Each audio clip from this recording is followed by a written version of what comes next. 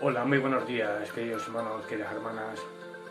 La verdad es que me dirijo a ustedes porque, bueno, la verdad, hoy voy a deciros una serie de cosas que me ocurrieron ayer, prácticamente.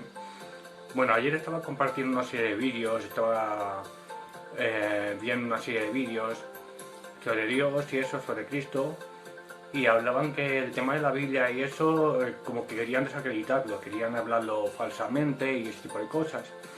Y estas personas se hacían llamar científicos.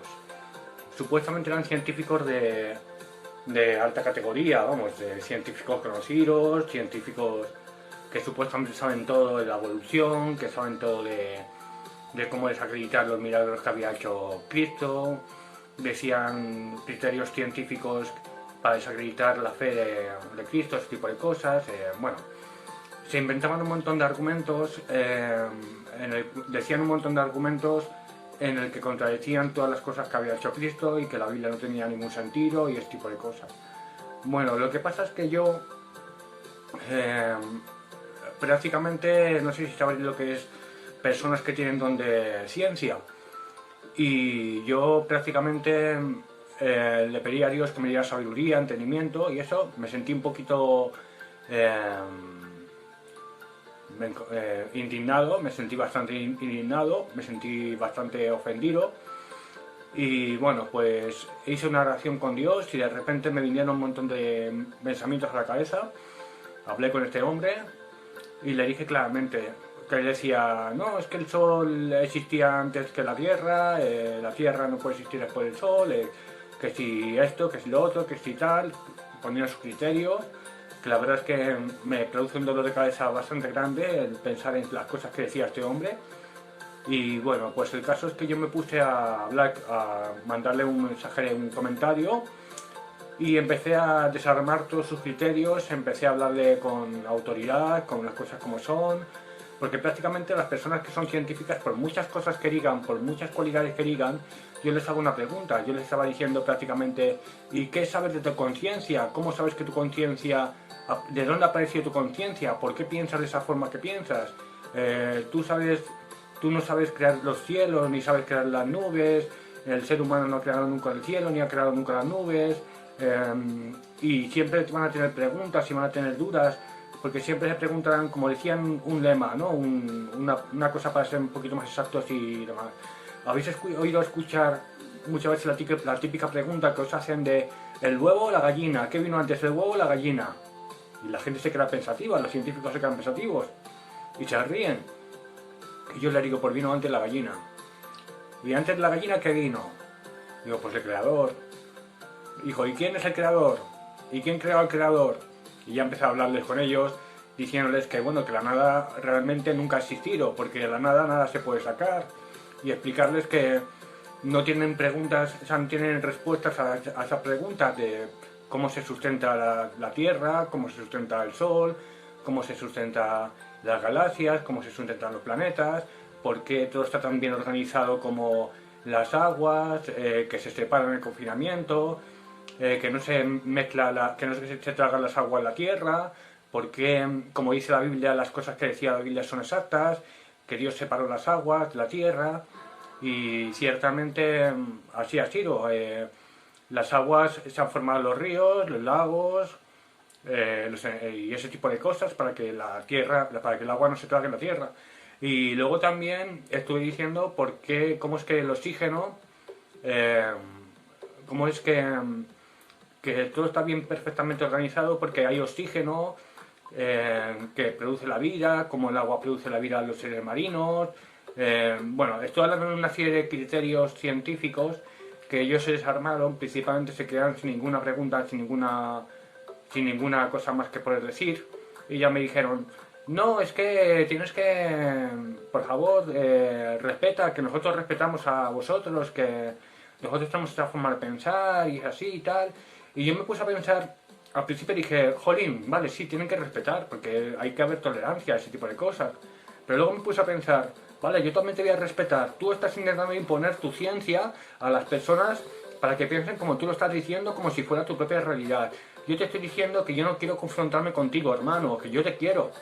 sea, que no es que te quiera ver, quiero decir que yo no quiero confrontarme con ningún hermano, que no quiero confrontarme contigo, que no tengo nada en contra de ti, nada.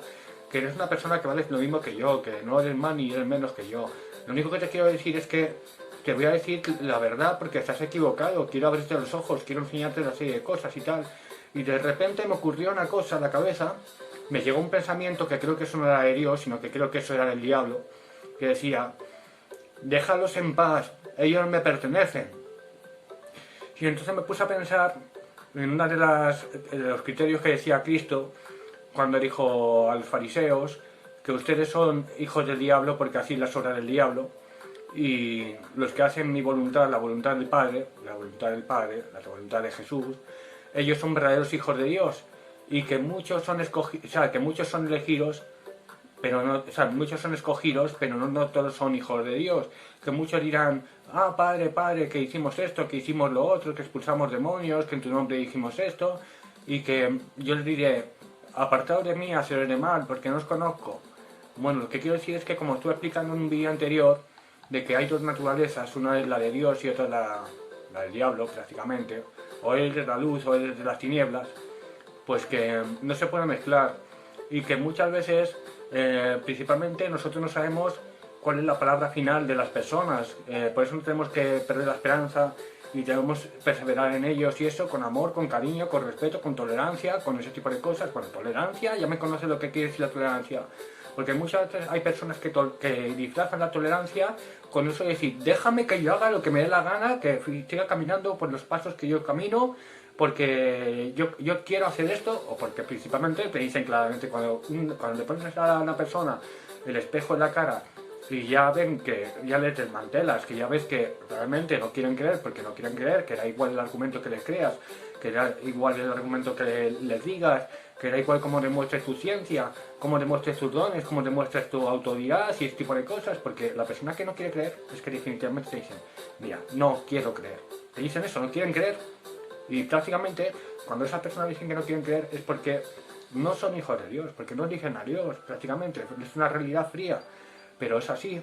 Lo que pasa es que lo que quiero decir es que hay personas que han estado equivocadas, hay personas que están confundidas, hay personas que están muy embotadas en su idea, y hay personas que necesitan un tipo de delicadeza, un tipo de cosas que Dios nos otorga y nos pone en el camino, porque ya sabemos que la palabra humana no es la que convence, sino el Espíritu Santo. Entonces muchas veces yo digo que yo estaba muy engañado, que yo antes creía mucho la ciencia, que a mí yo estaba muy embotado, estaba muy...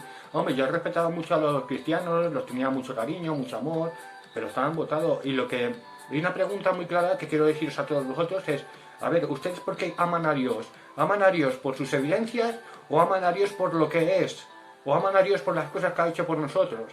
Pues mis respuestas son las tres.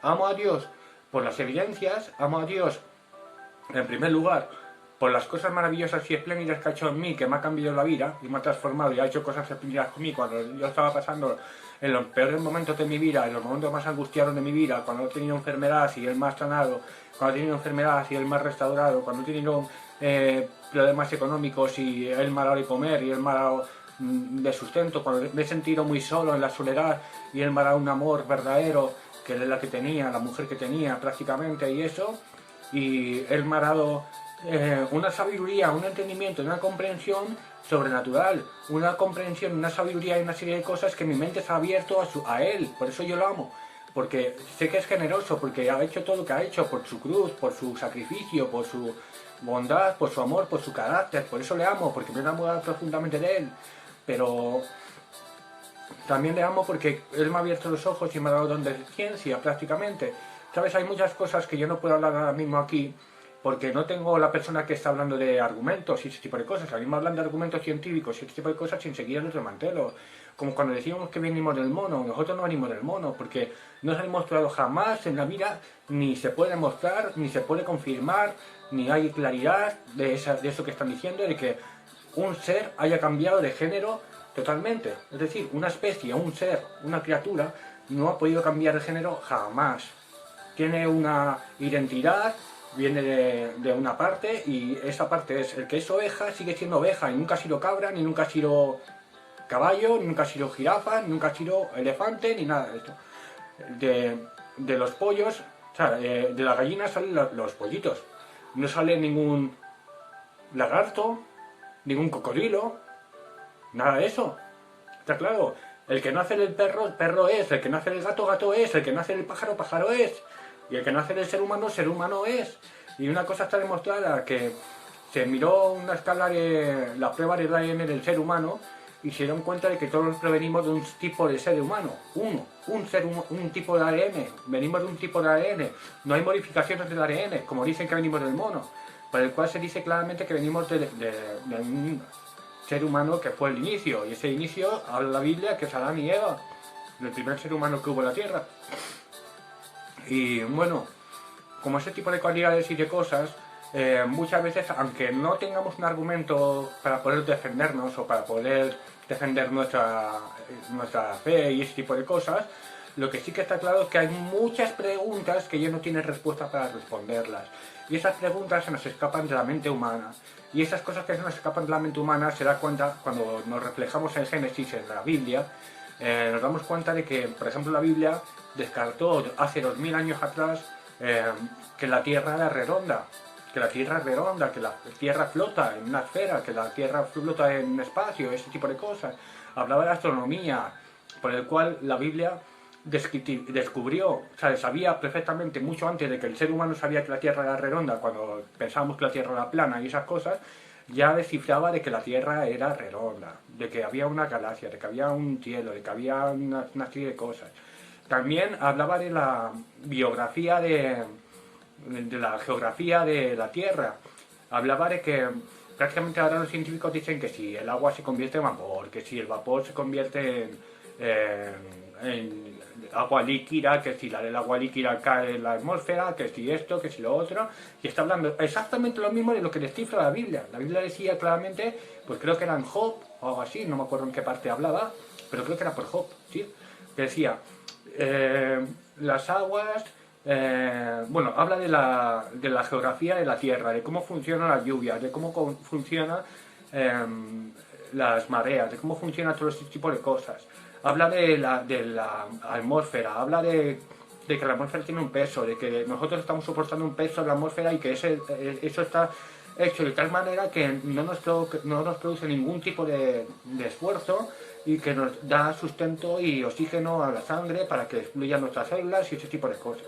Y luego aparte, pues cómo se puede explicar la producción, el origen de los átomos, de los protones, el origen de por qué nuestros latidos de corazón funcionan cada día, por qué una persona nace y prácticamente no está viva, recibe una foto en el culete, un bebé, y se activa y funciona, y nosotros no funcionamos con pilas, nosotros no funcionamos, eso es lo que no nos llegan a descifrar, cómo funciona la energía que produce la vida en la gente. Eso no lo pueden llamar electricidad, lo llaman electricidad algunas veces, lo llaman algún tipo de energía, pero ¿cómo es que esa energía aparece y desaparece? ¿Cuál es el origen de las cosas? Mira, hay muchas preguntas que no tienen respuesta para contestarlas, prácticamente. Y bueno, pues lo que quiero decirles con todo esto es que Dios nos otorga una sabiduría sobrenatural para que nos demos cuenta de todo este tipo de cosas, nos abre la mente, nos abre los ojos, y Dios actúa de muchas formas, directa e indirectamente, de muchas formas actúa Dios en nosotros, actúa mediante las emociones, actúa mediante nuestros problemas personales, actúa mediante nuestra salud, actúa mientras la ciencia, actúa de múltiples maneras. Entonces, bueno, así me tocó Dios a mí el corazón, prácticamente, yo le amo por ese tipo de cosas, y la verdad es que podéis cuestionaros ese tipo de cosas, podéis cuestionaros claramente por qué amáis a Dios. A ver, habéis pensado, pararos a poneros en el espejo y pensar, ¿por qué amo yo a Dios? ¿Le amo por sus evidencias? ¿Le amas por lo que es? ¿O le amas por las cosas que ha hecho por ti? ¿Por cuántas cosas amas a Dios? Muchas personas contestarán, yo le amo por múltiples de cosas. Otros tendrán claro por qué le aman. Pero eso me hizo pensar ayer bastante. Me hizo pensar, ¿por qué amo yo a Dios? Porque es importante saber por qué amamos a Dios realmente. ¿Cómo vemos a Dios? ¿Qué es lo que esperamos de Dios para nosotros? ¿Qué es lo que esperamos? ¿Con qué ojos vemos a Dios? ¿Con qué propósito le vemos a Dios? ¿Qué deseamos para Dios?